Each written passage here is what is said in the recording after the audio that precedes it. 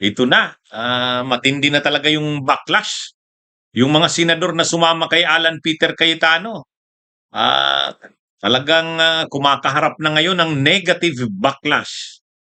Ha? Isa sa mga nakaranas ng matinding backlash itong si Loren Ligarda. Ayan. Actually, grabe naman talaga ang na-frustrate kay Loren Ligarda. Hindi lang na-frustrate ang mga mamamayan. Yung ano, yung ano talaga, grabe ang hinanakit kay Loren. Lalo na sila dating Senate President Tito Soto saka si Senador Ping Lacson. Ha? Si si Senate President Soto, sabi niya, di bale, at least nalaman ko kung anong klaseng tao siya. Matindi yun. Matindi yun. Ha? Ah, si Senador Ping Lacson, kapag nandun sila, linalapitan ni Loren, lumalayo si Senador Ping Lacson. Kaya hindi masama kasi ang loob nila Senador Ping Lacson, nila Senate President Soto, dating Senate President Soto kasi kumbaga ano sila, mga dati silang magkakasama nung ang Senate President ay si Chis Escudero. Silang lima yung nasa minorya eh. Silang lima yung nasa minorya. Si si Soto, si Lacson, si Loren Ligarda, si Mig Subiri at saka si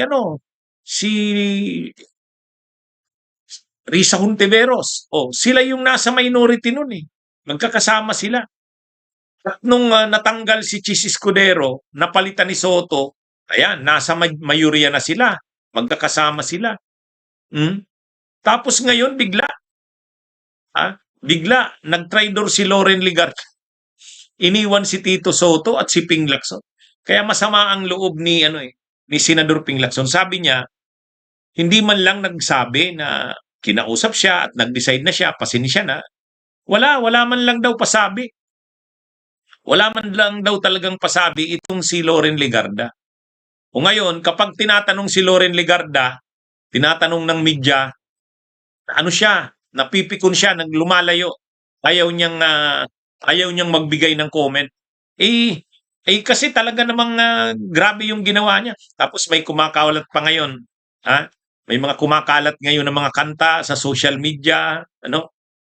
Paro-parong Loren. Paro-parong Loren. Ay, mga kabunyog. Ah, ang, ang matindi ngayon ito, doon sa kanyang graduate yata ito ng Assumption College eh.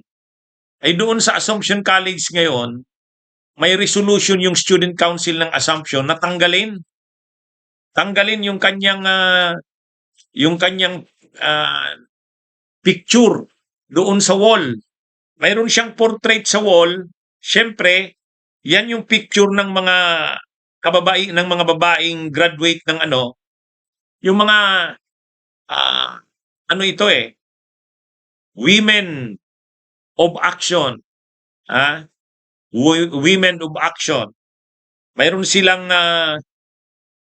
silang wall sa Assumption.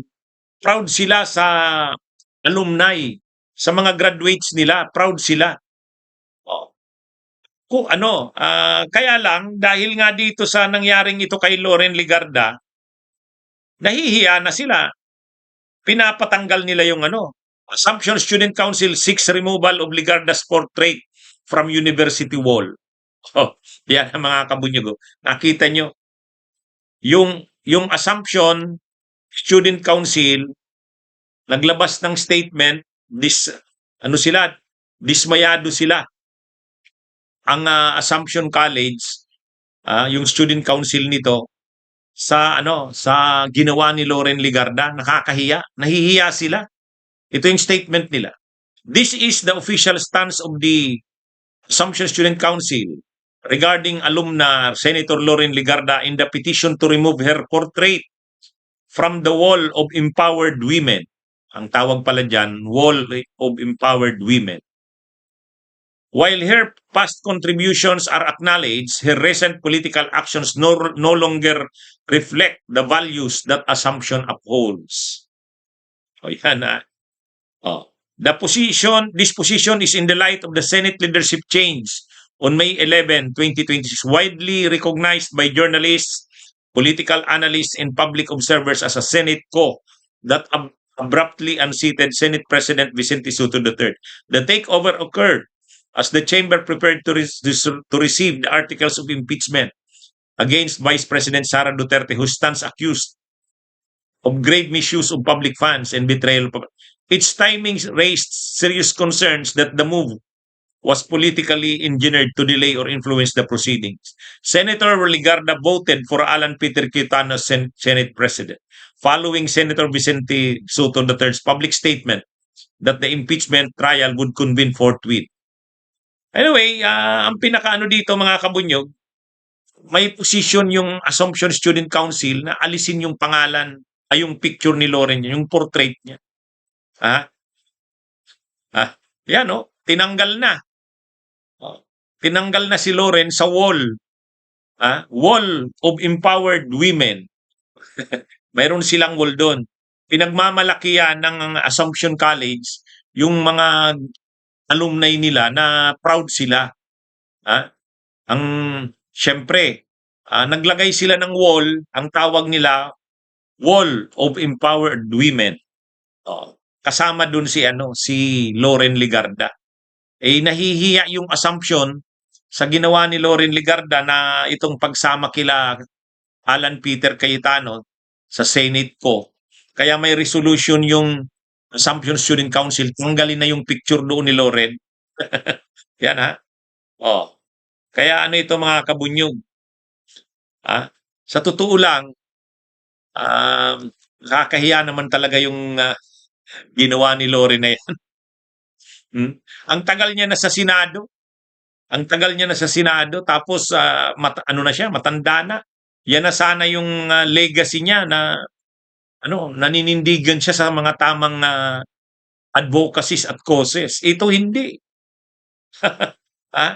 Ayan. Kita nyo? Tinanggal na yung picture ni Loren doon, yung portrait ni Loren sa wall ng Assumption. Yan mga kabunyog. Kinakahiya ng Assumption College. Ang humiling na tanggalin na yan yung Assumption Student Council. Nahihiya sila. Kasi